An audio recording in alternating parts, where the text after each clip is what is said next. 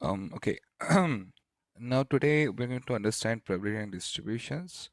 The first chapter, very first phase. Um, okay. So let's look into this. Suppose that we have such an experiment. Okay. What is the experiment? Mm-hmm.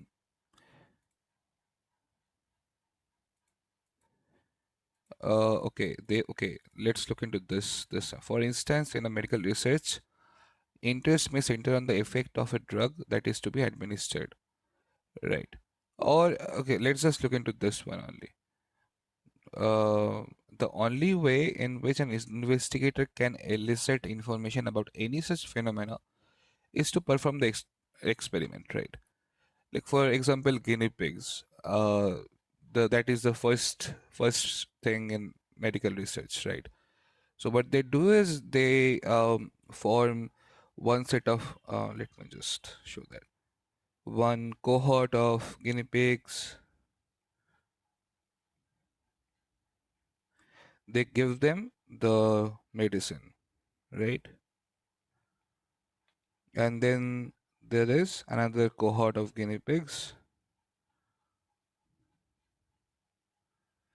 where they do not give any medicine, no medicine, right? Then essentially what they do is they let time, let's say for 6 months. They observe for 6 months as well here. They observe. Now after 6 months they go back and look into the guinea pigs states, right? Now let me use some kind of coloring so it should be a little bit easier. Um, let's say that this was the guinea pigs. Both of them are very similar at the starting with some red ones here and there. Uh, Red are like more severe, you can imagine like that. Whatever the disease might be for which we are trying to test. And then later on we are seeing that this part is mostly cured and this part is somewhat cured,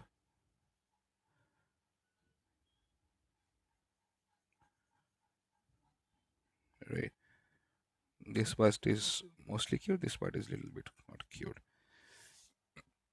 So from this we will be kind of able to tell the story that this medicine, due to this particular medicine, we were certainly able to um, find some difference in the guinea pig's health. And essentially, then we will kind of try to what is the quantify the effect, then submit it to regulatory, submit it to regulatory affairs.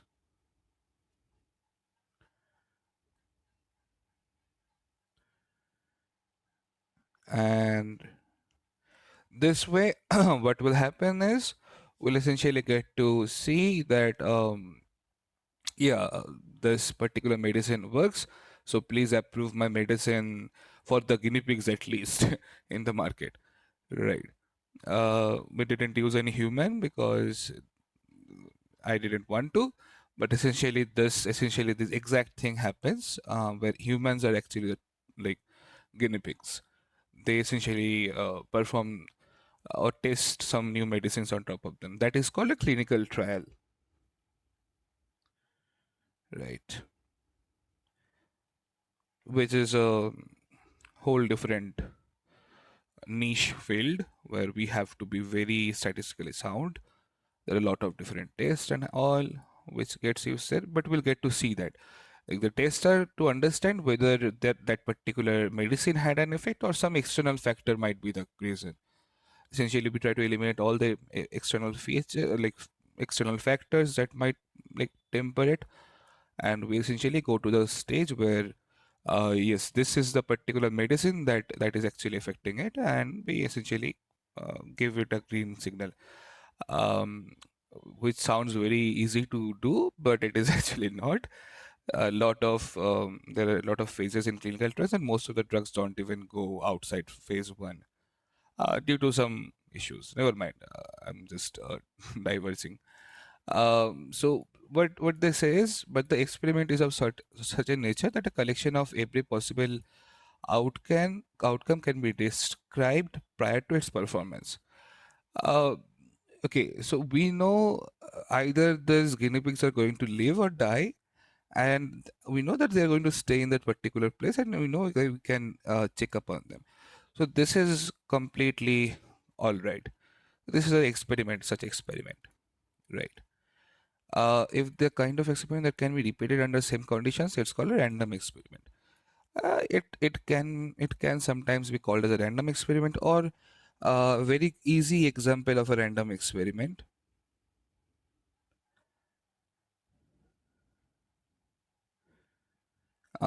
is to toss a coin,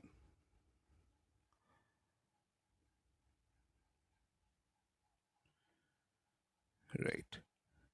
It can have either heads or tails. Now, suppose you have a friend who essentially is trying to loot you. So he brings up a particular coin which has one side heavy. Like out of 100 times, if you toss the coin, 70 times it will come up as head. Okay. So now what happens is that particular friend is essentially going to rob you, and you don't want to get robbed. So essentially, you perform this random experiment of tossing the coin like 10 times, 15 times, 20 times, so that you can see if it is giving 50-50 chance. Essentially, this has 50% chance of coming up, right? And this has 50% chance of coming up. So the balance should be 50-50 or very close to 50-50. If it is not, if it is heavily tailed, you'll be able to tell. And how will you be able to tell? Essentially, statistical tests help you do that. We're going to learn, but let's for now let's just understand that this is the random experiment, and the collection of every possible outcome is called the experimental space or sample space, right? So let's say you toss a coin one time, right? Then what can come? Either head can come or tail can come, right? Look, now imagine, now for this one time when you're tossing this coin, this is the sample space. This is all possible outcome, right? Experiment.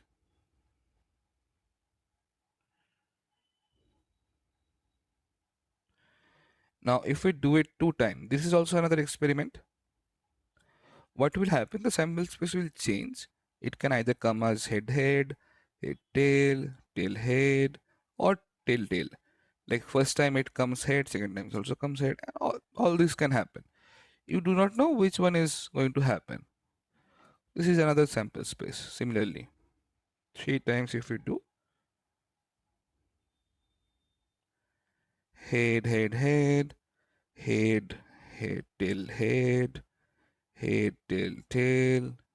A lot more combinations can be done. Head, head, tail. Okay, I've written only four. I think these are all four combinations we can do here. T H T T T H T T T. Yes, this is a sample space over here. Now this makes sense. This makes sense, I believe that these are all possible cases that can happen, right? Now, yeah, okay. The next thing that they are giving is the Qantas example. Two synonyms, yeah. There's another very useful case that is dice. Like you remember Ludo used to like in India. There's a game called Ludo, right? So the Ludo has this die where you throw the die, and you get a particular number which is in the top. So essentially, I want to find out what is the top number and how many such cases can be there. If you roll a single die, one time you can get either 1 to 6. Two times you can get 1 1 or 1 2 or something like 6 6, something like that. 36 pairs. Now, how this 36 comes, this is also coming from combinatorics. We'll explain into that when we're seeing some problems. Okay. Let's see denote a sample space. Let's see denote an element. See, okay. This is a sample space. Element of sample space is just a single possible outcome. And let's see represent a collection of elements of C. If upon the performance of experiment, the outcome is in C, we shall say that the event C has occurred. Okay.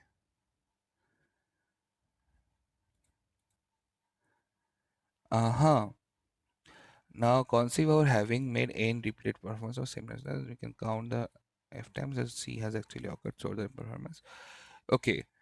Um, frequentist probability. Okay, this is the first thing that we're going to learn. How to calculate probability.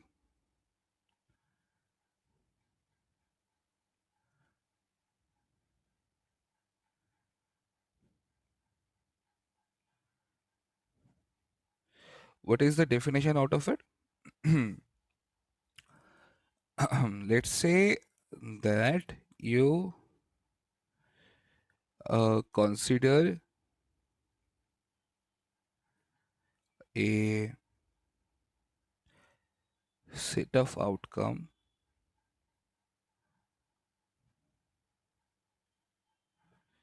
as success. Okay. First of all, you first of all consider that is your you have to consider that. Now, if if you perform the experiment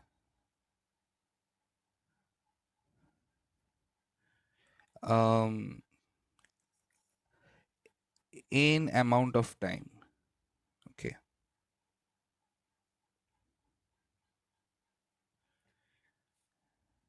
and you observe if amount of time in amount of time and if amount of time success has happened, amount of time success has happened,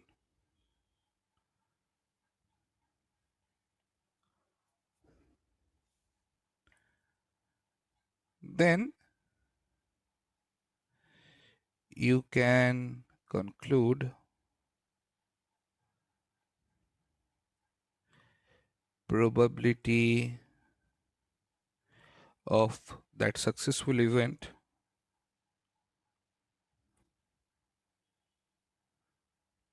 is essentially f by n, right? This f by n. So f is this amount and n is this amount. So essentially you perform the experiment multiple times. Now if you perform the experiment and each time the success happens, then what? Your probability of success will be 1, right? If it never happens, your success will be 0, probability of success, right? Now think about something like this. Let's discuss it the problem, right? There's no point of us doing this. Okay, let's say um, you toss a coin 2 times. You succeed if at least one head comes up. probability of success is what? Right? First of all, what you'll try to look into is tossing the coin, right? The tossing the coin two times.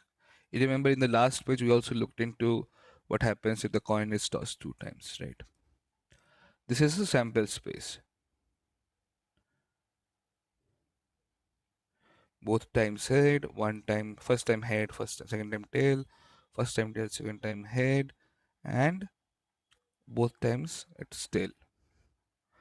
Now you have to understand, um, if you assume, if we assume all, let's not say all.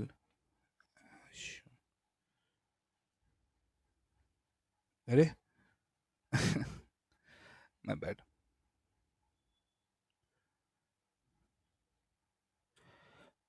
Mm, probability of heads equals to probability of tails. What do we mean by that is the coin is not biased. Either coin is unbiased. This is coming up because your friend Suresh hasn't made some changes to the coin. He isn't giving you some random random one. All right. So if you assume probability of heads equals to probability of tails, and I it means that the coin is unbiased, but your succeed is at least one head is coming. So this all will be equally likely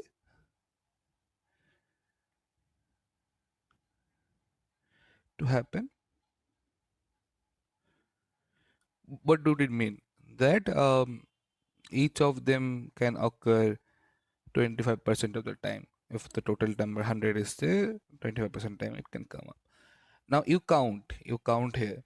You count this, here, head comes up once, head comes up once, head comes up once. So three times head comes up out of four times. Because four times the experiment can method it was done. Uh, so what we can say is um, the probability of success is 8.2 3 by 4. This will be success.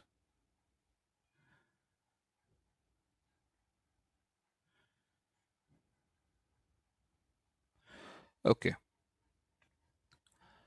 Um,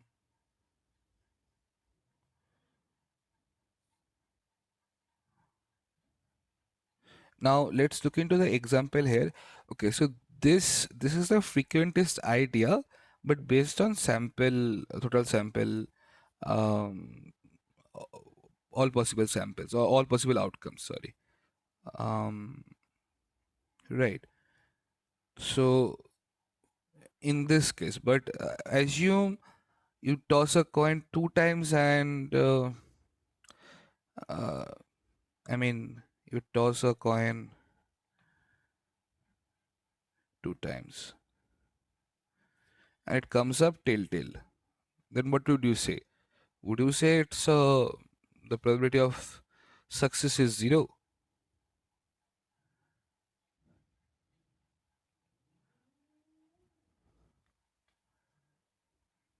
I mean, one would tend to say that, right?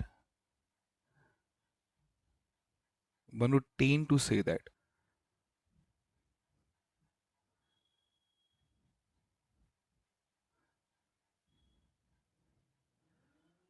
But the funniest thing is that this is the limitation of frequentist approach.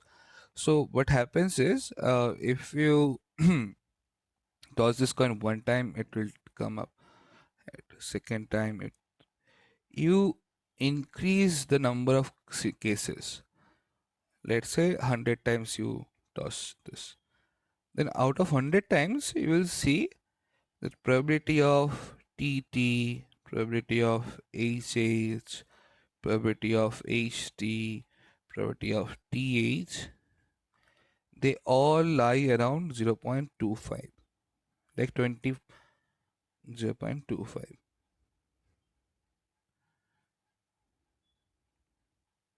Because we have assumed that tail and head are both equally likely. So essentially by the long run, what we'll get to see is that yes, this scenario will happen, and from that as well, we can say that the probability of success is not zero. But if you're just doing it once, then it will be called zero sometimes, unfortunately. Here we can see the relative frequency is usually quite erratic for small values of n, as you can discover by tossing a coin. But as n increases, essentially this 100, if we increase this 100, experience indicates that we associate the event C as a number Cp that is equal or approximately equal to the number about which the relative frequency seems to be stabilizing. It's very complicated way of saying it, but yes, if we do this, the number p can be interpreted as the number which the future performance of the experiment, the relative frequency of C will either equal or approximate. Essentially, it is saying that the probability of success as n tends to infinity will converge to 3 by 4. In our case here, will approximately be equal to 3 by 4. That at least one head comes up given we have tossed it twice, right? Okay, we move on. We don't have much time. Let's just see this example. Let this is sample space. Sample space is all possible outcomes, and C be the collection of every ordered pair. Okay, what is example 1.1.2? I didn't even read this. One red die, one white die. Let the outcome be the ordered pair.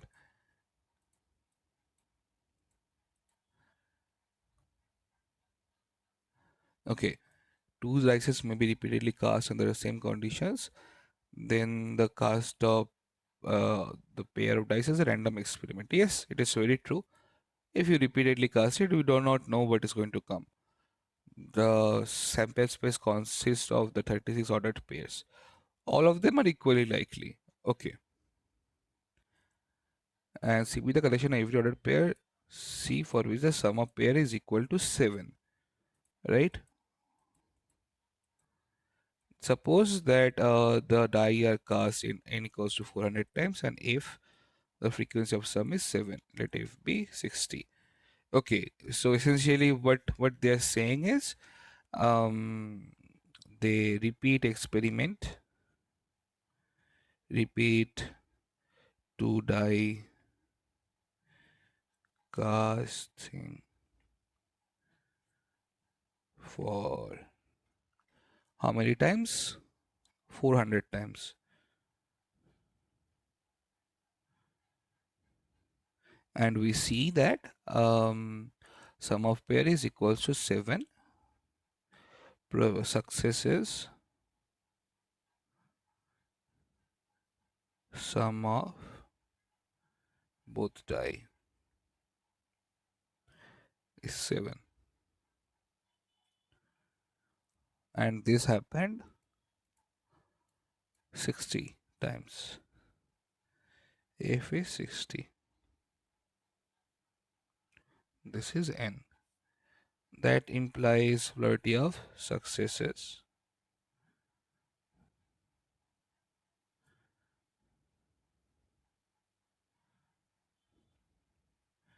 60 by 400, which would be 6 by 40, which would be 3 by 20.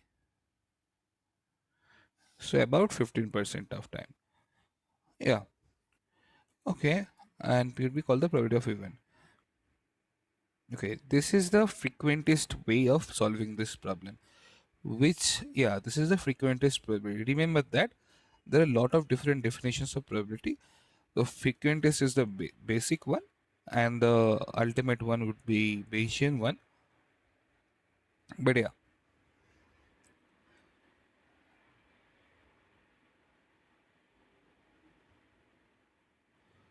Okay, now we're moving into set theory. Okay, the concept of set or a collection of objects is usually left undefined. However, a particular set can be described so that there is no misunderstanding as to what the collection object is.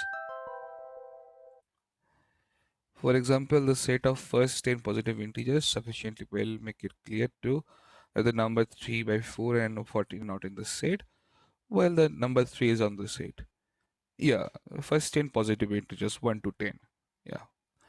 If an object belongs to a set, it is said to be an element of the set. For example, if C denotes a set of real numbers, uh, 3, 3 by 4 would be an element of the set. Real numbers is the whole line, whole number line itself. All points, irrational numbers, everything is there. Um, yeah. If C denotes the set of real numbers x for which 0 to 1, then 3 by 4 is an element of the set C. The fact that 3 by 4 is an element of the set C is indicated by writing 3 by 4 belongs to C, or a particular thing belongs to C. And this is a very important notation, guys. Remember that it means it belongs to a particular set. Mm. Element belongs to. This is belongs to. This is how we're going to read it. Uh, say set. Now there is a subset theory as well. Subset is different. I think they're going to talk about it anyway. Let's just see. Uh, we say a set C is countable if C is finite or has as many elements as there are positive integers. C1, 1, 2, 3, okay, are countable sets. Okay, now see, this doesn't end, right? So the it's the definition of countable is little different from what I remember here. Um, countable set is um, it is finite or countably infinite, which is exactly similar to what they have said here. To be honest, so from the set C2, this I'll just highlight this one. This set C2 is essentially 1, 3, 7, 5, 7, 9, and so on. So now, why is this a countable set? Can anyone? Nobody is in the class. My bad. I'll just tell you. Uh, this one is essentially countably infinite because it follows a particular pattern. It follows a pattern n multiplied by 2 minus 1. Essentially 2n minus 1. Right. Now we know a set which is the positive integers which is countable. It goes to finite, but it is countable. One can count up to infinity, right? One such person would never do, but I'm just saying one can essentially go and count it all the way through here, right? Now, if we take this element, first element as n, 2n minus 1 becomes what? 1 only, right? If we take 2, what in this replace in this with this, 2 into 2 into 4 minus 1, this becomes 3. 3 into 2, 6, minus 1 becomes 5. You can see the pattern, right? 7, 4 into 2, 8 minus 1. Yeah. So this countable thing can appear. That is why they are saying that or has as many elements as there are positive integers. Now one might say, okay, positive integer ends at n, let's say. Then why isn't 2n minus 1? 2n minus 1 is a much bigger number than n. So how come? Bro, you have to listen. Sorry, you have to understand. It's not like that. It can go on. It can go on.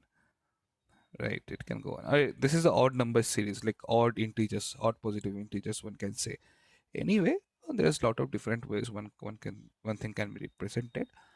But imagine if you can count it like in your palm 1, 2, 3, 4, 5, 6, 7, 8.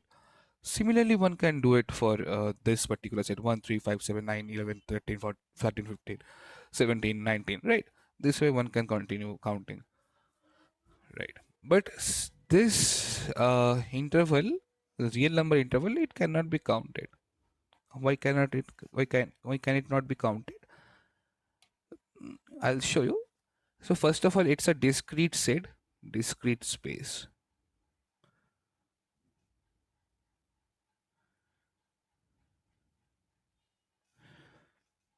And the real number line, which was just mentioned here, um, this is the mentioned space. So this is essentially nothing but a 0 and 1 and every number in between them. Now remember, here we are talking about only integers. Now here we are not talking about integers. You take any point. This point is, let's say, 0.6. You say the next point after this is 0.7. What is the point in between them? 0.65 is also point in between them. Do you understand? So you can find a number in between these two as well, like in between these two as well. 0.625. So one can continuously find new points in between a small range, and that is why it is not possible to define this as a countable set. You cannot count how many elements are in there. So it might just go up and up and up, right? Which makes sense. That is why it's uncountable. Okay. If a set has no elements, it is called the null set. Okay. This is also very important definition. We'll just write it down. C equals to null.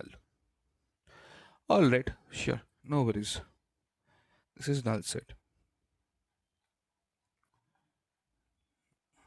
This is this is a continuous set. Continuous space. Uncountable set. All right.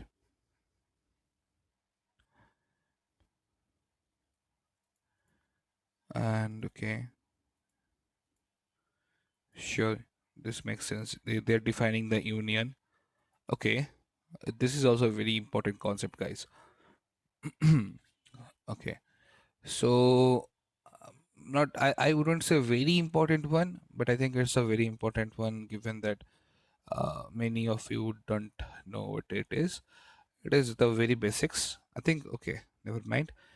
Um, so let's assume one is C1. C1 is one set which has elements 1, 5, 7, 9. And then C2 has the elements 3, 4, 5, 6, 7. Now, do you know what would be C1 union C2 would be?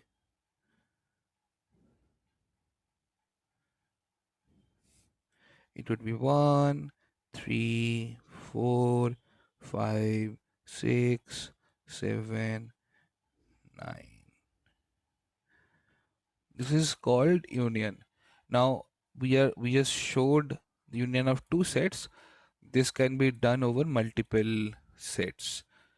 Like yeah, it can go up to infinity as well, guys. There's no stopping this. It can go it can go infinity up to infinity.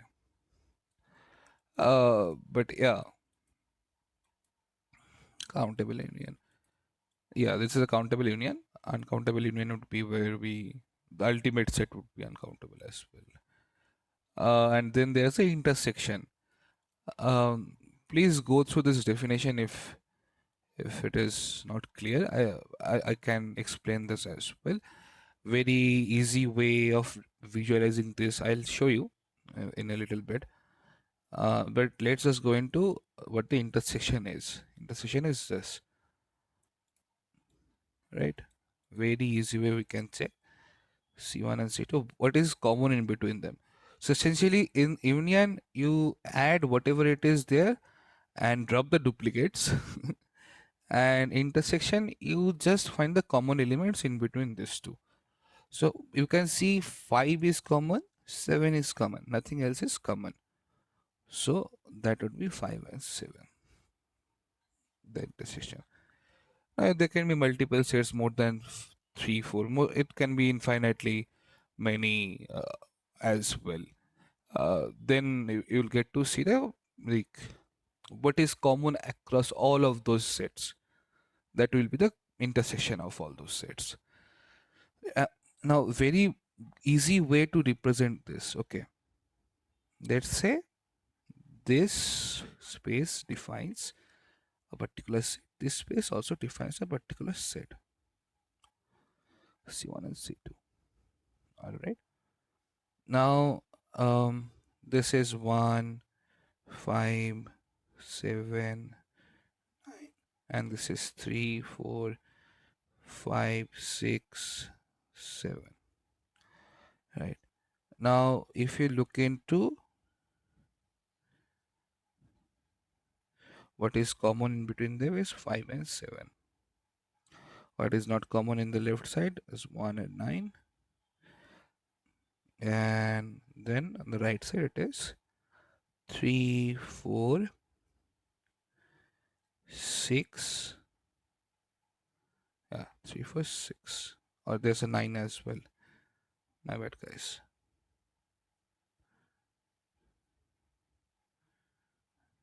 Oh, 9 should be common as well. Never mind, 9 is not there. What am I saying? Okay. 9 is in the union, and 9 is not in C2. Yes. So you can see this C2 set and C1 set, it has all of its 5 elements, right? C1 also has all of its 4 elements, and they have a intersection in between them. Now, you can visualize it like this. This is your intersection,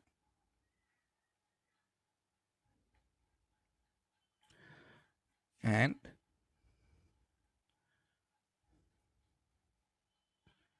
the whole thing is the union. Now there are a lot of different things you'll get to see. A intersection, B complement. Okay, how would you understand understand it visually first? Let's say A is this, B is this, A is this set, B is this set. So B complement is what? B means B complement is whatever is not inside B. Complement is not mentioned here so far. Unfortunately, that is a thing I have completely ignored, I guess. Event diagrams, that's what they're going to show. It's the most intuitive way of understanding this. So if this is B, B complement is whatever is not inside B. Let's think of it like that. What is complement? Complement of a set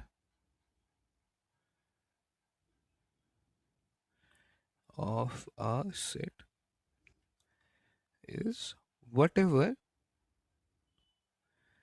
that is not present within the set. So B complement, whatever it is, let us just mark that with the purple color. Sorry. Um, Pink color, let's just mark it with. So the whole world is its pink playground, right? And what is blue? What is blue? Blue is the A. A is what? A is this part, this whole portion. So whole portion is A. Now what would be A intersection B complement? One can easily see that it is just going to be, sorry, that it is just going to be A intersection B complement. It is just going to be this portion. The intersection part does not go inside, right? Because B complement we have to take, we cannot, like intersection of A and B does not go into there. Um, I mean, this portion we do not take. But yeah, the black portion is the A intersection B complement. Yeah, I think it makes sense. And the way I'm showing this to you, this is called a Venn diagram, right? In certain discussion conditions, what is space?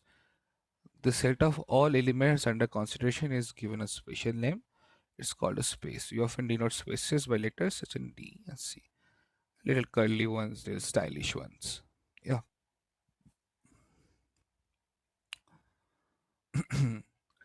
Let the number of fates in tossing a coin 4 times be denoted by X. Okay. Of necessity, the number of fates in the is of the number 0, 1, 2, 3, 4. It can come 0 times, comes 4 times, like one can. Yeah. Spades is called C. Yeah. Okay. This is just to help you understand what is set and what is here. Okay. Now, um, okay, I think we are moving on to, okay, this is a lot to set in. I think this is a very good point. We can stop and we can ponder on what we have learned today. I think we haven't learned much except for the fact that what is probabilities definition, what is a random experiment. Yes, I think this we did earlier only. Yeah, we do. Let me just write. Yes, I think I am. So far, I have not decided how I'm going to use this, but I have decided that um, I'm going to do a study with me session. Like I'm also trying to understand, even though I have a degree in this. Um, I have a couple of degrees in statistics, bachelor's and a master's, but I still want to essentially go through it like I am learning it for the first time. So that's why I'm thinking of taking small breaks in between and then I'll start recording again or do something else altogether now. But I hope this becomes a success. Let's see.